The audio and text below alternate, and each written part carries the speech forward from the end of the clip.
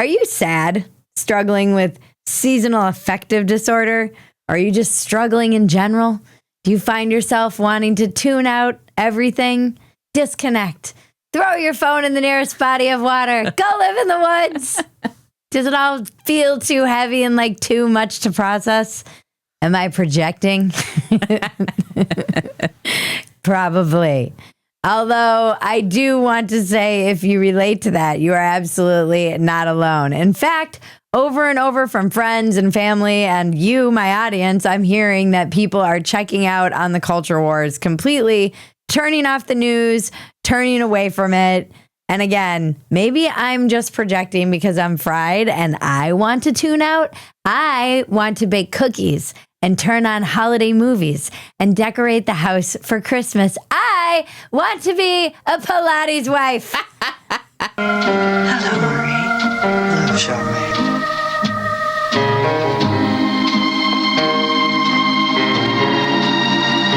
And can I? No. Alas. Because you haven't made her rich yet, people. Make me rich so I can be a Pilates wife. It's tough, though, because honestly, life, and I've joked about this many times, we all thought it was going to be escaping the dystopia and logging into utopia. And instead, it's quite nice when you don't log in. Everything is actually okay. You know, maybe there's a little financial stress, but who doesn't live with that? And maybe there's some, familial tension because of whatever. But honestly, all of the stress comes when you log in and then you go, and you just scroll and scroll and scroll. There's a reason they call it doom scrolling. Yeah, doom scrolling. And the funny thing is we've fried our brains on dopamine, but it's been fried from hate, which doesn't always make sense to me. I thought dopamine was supposed to be a good thing, and we're getting off on hate, which is obviously very bad. And when it gets to be this time of the year, I definitely reach a point where I'm like, I want to hibernate. I want to go in a cave. I want to write. I don't want to be on camera. I don't want to be talking. I don't feel like I have anything to say because I've been talking all year. The holidays are here and I am like, f*** it. Let's f***ing go. It's hard for me not to relapse. That's always on the horizon. And I think this has been a rough year for a lot of people. We started this year with the fires in LA, just to remind you, in case you needed a reminder that wasn't even a year ago. And then there were the Texas floods, and that's not to mention all the other shit that was in between. And Charlie Kirk was assassinated, and the culture wars just seem to be getting darker and uglier. And people, meanwhile, are struggling financially, and AI is upending humanity as we know it. But I don't want to get swept away by the darkness. I don't. And sometimes the headlines in the discourse, they really get me down. And because I didn't start doing dumpster fire to have to constantly be churning through the darkness. I started it to make sense of it all and to laugh at it all. And if I'm feeling like this, I have a hard time laughing at any of it. And it's usually look, I recognize this is a me problem. When I was talking to my writer's room and to Maggie, I was like, I don't want to do any of this, and I know this is a me problem. That's not a lack of gratitude. It's truly a lack of wanting to pay attention to what's going on in the culture at all. If you have children, be sure to bury their heads in the sand before you bury your own. And so, it is also my show, and I get to do whatever the I want. And I really can do whatever the I want. And today, we're going to do something a little bit different. We're going to do something a little bit lighter. And I'm going to call it That Dumpster Fire Life. Boom, boom, boom. Because I was a dumpster fire, a human dumpster fire, for many years. And in many ways, I still am. And instead of talking about the darkness and the AI and the fucking, God knows, the Saudis and what else is going on out there? The Somalians and the like the lemon dicks and the lemon dicks. And the butthole pics. And the butthole pics. Instead of talking about all of that, we're going to take a break. We'll come back and talk about those things. But today we're going to talk about fighting the f***its and getting through the rest of the year. Okay? Are you with me? I have no idea what's going on. I'm Bridget Phetasy, and this is your Dumpster Fire. Welcome to Dumpster Fire, where we make burgers out of your sacred cows. We premiere new episodes every Tuesday and Friday at 9 p.m. Eastern, 8 p.m. Central. Please join us in the chat. If you want to keep track of everything we do, the best way is to go to Phetasy.com to see all the content we're turning out. You also have access to the chat. I am in there a lot when I'm especially feeling like this. And some may say I have too much content. I probably do. Actually, they're probably right. Too many notes, Your Majesty. Exactly. Very well put. Too many notes. Before we get started, let's hear from our sponsor. What's one thing you've noticed about your body changing as you've gotten older? How has that affected your approach to health and recovery? It turns out the secret to healing, recovery, and resilience isn't just luck. It's stem cells. These are your body's built-in repair crew. But as we age, that system slows down. Fewer cells, weaker signals, slower recovery. This is exactly why Qualia stem cell was created. Your cells are powerful. Make sure they stay that way with Qualia's innovative new stem cell formula. Think of stem cells as your body's repair crew, and Qualia stem cell helps them do their job better. So you're ready to take on what's next. You don't have to accept slowing down. Help your body renew itself by reactivating the systems that keep you moving, healing, and thriving with Qualia's stem cell formula. You only need to take it 4 days a month, preserving your body's regenerative capacity over time. So if you've ever felt like your body just doesn't bounce back like it used to, I certainly do, like after a tough workout, getting sick, or just wear and tear of life, I'm an old bag. This is for you. Qualia Stem Cell was designed to support your body's natural repair systems, helping you heal, recover, and keep you going strong. And right now you can try it for up to 50% off at qualialife.com/dumpster. And here's a bonus. Use the code dumpster for an additional 15% off of your order. That is QUALIA. life.com/dumpster. Your body's built to repair itself. Qualia just helps you do that better. And a big thanks to Qualia for sponsoring this episode, which is all about strength and recovery and health. Link in the description below. First, let's talk about what the downward pull might look like. I think a lot of people at the end of the year, too, this time of year, we're headed into, how many weeks is it before the end of the year? Like 6? Something like that. This is the gauntlet, man. I've talked about this so many times. I've written about it. It is the 6 weeks where you can literally undo all of the gains that you have made for the year. The savings you have, the workout routine, any of the weight that maybe you've taken off, you could put that back on in 6 weeks. You can lose your routine and your momentum. You can break your ankle on the dismount. By the way, I'm saying this for you, but I'm saying it for me. I'm saying this to the Bridget that needs to hear this. Do not break your fucking ankle on the dismount, young lady. You can do it! What happens too, I think, is we hit that burnout. Like, you're hitting the end of the year, you're feeling burned out from your year.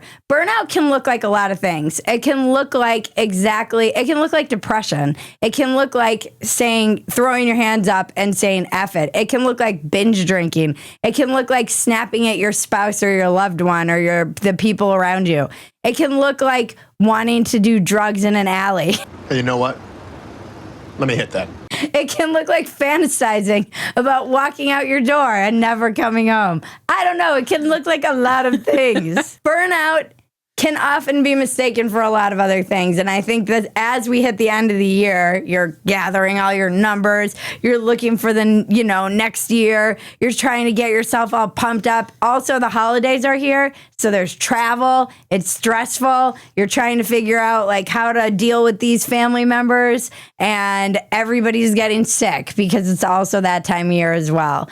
So it can look like a lot of things, and it's really important that you recognize that you're feeling like giving up. And this is the moment when we have to dig deep. We've got to dig deep into ourselves and say, F you to the fuckets. I'm not letting you take me down. Just look for those things that they can be there. Now, how do you fight that downward pull? I would love to hear in the comments how the efforts manifest for you. Like, how do they show up for you? How do they show up for you, Maggie? Yeah, it looks like a lot like depression, like just not wanting to do anything. Yeah, binge watching, like checking YouTube. Out.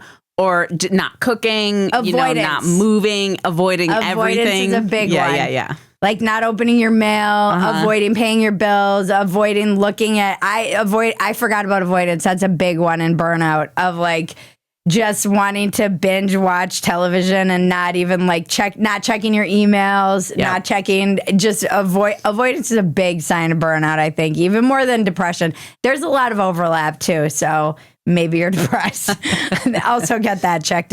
Also check into that. Like for me, all of I don't want to work out. All my routines go out the window. No food prepping, no working out, no. Everything that I might have been good on or like rolling really strong on just like falls apart. When you don't have motivation to work out, remember this important quote. Stop being a bitch and come on. Some people, all of this stuff comes very naturally to. They wake up every day. They've got a routine. They're good. They're consistent. They like chug along like a very well-oiled train. I am not that person. Staying up really late. Oh, insomnia. Yeah. Mm-hmm. Not even insomnia. Like I might be tired for all day and know I'm tired and know I need to go to bed early, but then you stay up late just past the point of like being. Oh, you miss your window. But then you just stay up forever. And then you're like, you're sitting there thinking to yourself, like, I've got like 3 hours of sleep. I'm so curious to hear from our audience, like how this manifests for you. What does burnout and the efforts look like for you? I know when I used to drink, it used to be like, oh, hell yeah, we're headed into party season. I'm just going to binge drink through New Year's if I don't die, which I'm lucky I didn't. How do I deal with this time? Like this morning I woke up and I didn't want to do anything, literally anything I had to do. And having a kid is actually good because I don't have a choice. I still have to show up for my child no matter what. Also having like a dog. You have to get up and walk your dog. You can't. So when I had no one to be responsible for, this was actually much harder than having other people around who can also call you out. My husband was like, why don't you go work out? Why don't you go for a walk? You know, I have someone who's like, hey, you're being a bitch. Why? And I was. Why don't you take a little walk around the block and put a smile on that face? Why so serious? My husband is dead now. No, but I have to treat it a lot. These 6 weeks, I treat them a lot like early sobriety. Very much so. One thing at a time, one day at a time. What is the next right action? That was so helpful to me in early sobriety. And by the way, I have always said there should be a 12-step program for normies. And I'm kind of a normie now because I've got so much sobriety. I still have to keep myself in check, but I also need to just apply these principles to my attitude and myself, even in sobriety. And one of those is, what's the next thing I need to do? What's the next right action I have to take? And do not let anything be negotiable. Just make things non-negotiables, like brushing your teeth. I asked in my chat, I said, what are things that you guys do? And one guy said, this is like, what is your why? Figuring out what your who or your why is that it's like your mission statement for life. That can be very motivating. It doesn't always work for me, but it is true tapping into that why, like my child. I work out mostly. It used to be so I could look hot. Now it's so my husband doesn't leave me and my child has a strong mom. Not that my husband would leave me, but we did kind of promise each other we wouldn't let ourselves go. That was one of the things we did. I think that's a fair thing to do as a couple. I love happy endings. More than anything, I'm older, so I just want to be around for my daughter. So that's kind of my why. I'm letting you guys I'm being very open with you today. These are my basics. These are the basics that I come back to when I'm really struggling. Like, I woke up this morning and I knew, I was like, I'm in a bad place. My brain is like a bad neighborhood today. And even knowing that, I still lashed out at my husband and had to make an amend. The writer's room was talking about me like I was a mental patient and they had to fucking take care of me. And they were like, oh, we don't want Bridget to have a breakdown. So here I am being honest because I don't know what else to do in these moments. And I'm not going to have a breakdown. I'm not gonna do what everyone thinks I'm gonna do. Flip out, man. I'm super grateful for what I get to do and grateful for you guys. And honestly, that attitude of gratitude is like the antidote for all this stuff for me. I get kind of stoic about it too. Like, it could be much, much worse. I have friends who are struggling with cancer, with kids I have friends struggling with fucking hellish, horrific things. And I have to remember I'm healthy. My family's healthy. I'm lucky. I'm grateful. And just start counting my blessings. And immediately I'll start like elevating that bad vibration. Also remembering powerlessness. Again, this is 12-step shit 101, but it still helps me. Maybe it'll help you. I am mostly powerless over everything in the world because I will start freaking out about the world. And I'll be like, oh, the economy and this and that. And how am I going to figure this? And what am I going to do about that? And I have to just let it go and be like, I'm powerless over this shit. Here's what I do have control over. We'll get to those things after the break. Don't forget to like, subscribe, touch my bells and buttons. And you have to stick around through the ad to see the weather report, guys. Sorry, them's the rules. Since the theme of this episode is taking care of yourself, I'm trying to do that both mentally and physically all the time. And that can be challenging if you're dealing with an mother effing HMO like I am. I had an issue with them right before I came on to film. And they are truly a pain in the butt. If I want to get any sort of testing done to ensure that I'm making my health a priority, I have to wait weeks for an appointment to see my doctor and then get a fucking referral from her and wait weeks more for an appointment to see the specialist I needed to see.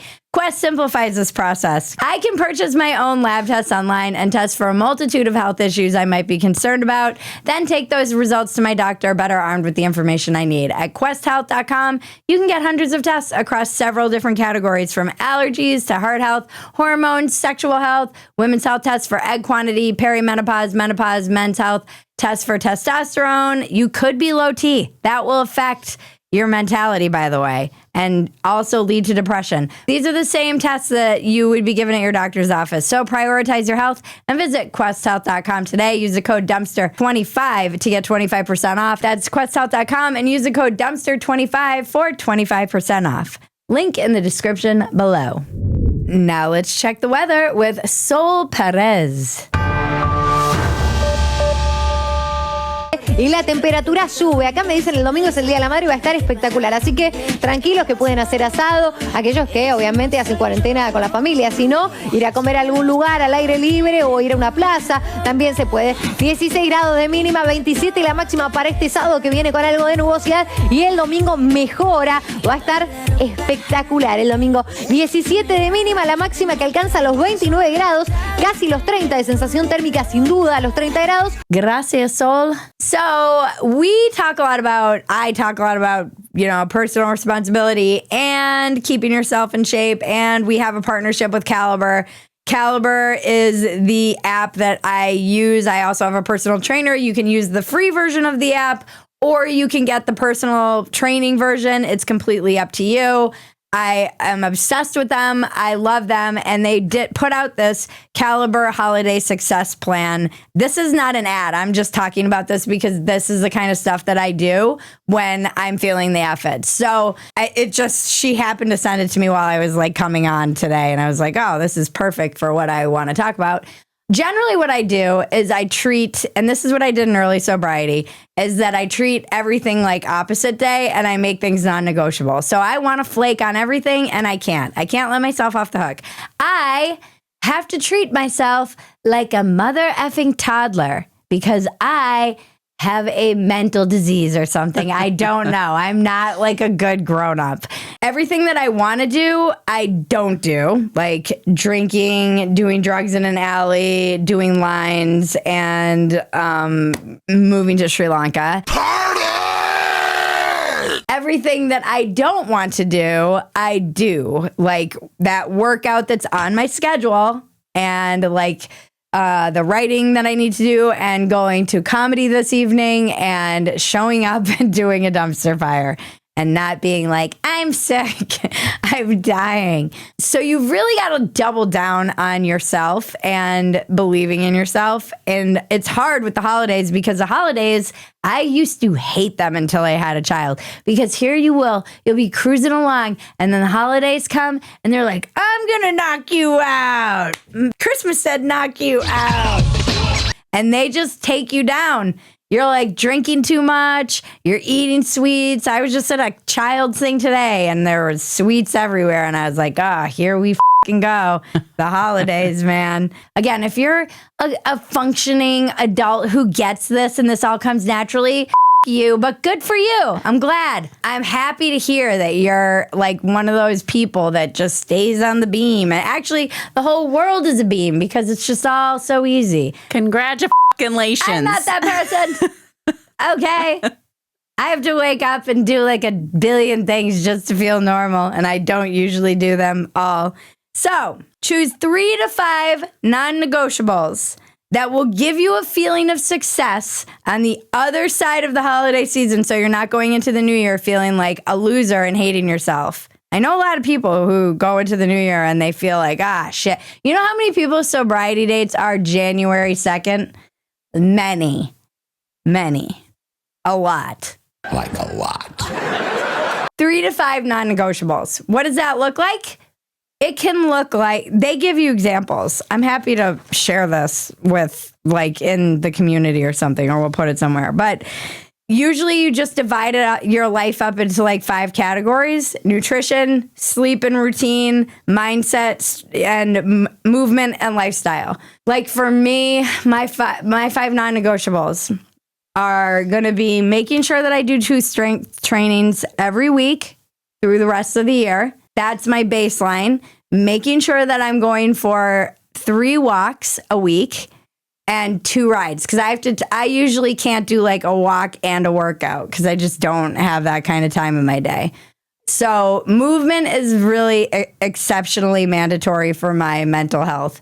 And then eating, focusing on protein. I never want to hear this word ever again. Also, by the way, I turned 47 last Sunday, and X advertised Elder Tai Chi to me. Tai Chi walking. A knife in the heart. Can you believe this? And then I got the stupid ad on YouTube again, how not to dress old. I was like, Jesus Christ, I'm 47. I'm not elderly. I'm not 70. It's been 84 years. It felt personal, like a slight. I'm horrible with sleep. My sleep, I don't even try. But here's what I will try not to do. Doom scroll before I go to bed, because that is not good, and doom scroll right when I wake up. So I'm going to actually put my phone in another room at night, and I'm not going to look at it first thing when I wake up and before I go to bed, because that will give me time to do the other thing, the mindset, which is just 5 minutes of meditation, 5 minutes of breathing, 5 minutes of stretching. It doesn't have to be long, guys. This is the whole thing of like tiny habits. It can just be micro. All I have to do is make a promise to myself, not break that promise, and keep showing up for myself. And it can be tiny. They just need to be tiny wins. It can be 1 minute. And so movement, we got nutrition, fucking protein. The minute you turn a certain age, all you ever hear about is protein. But I'm not going to lie. When I started upping my protein, my brain felt better and I got way less anxiety. And I was like, oh my God, maybe I just wasn't eating enough protein like my whole life. And that's where the free floating anxiety came from. They have good suggestions like bring a dish you feel good about to gatherings, 1 to 2 alcohol-free days a week, plan your workouts ahead on Sunday. That's what I have to do because my time is so nuts. What are some non-negotiables for you leading into the end of the year?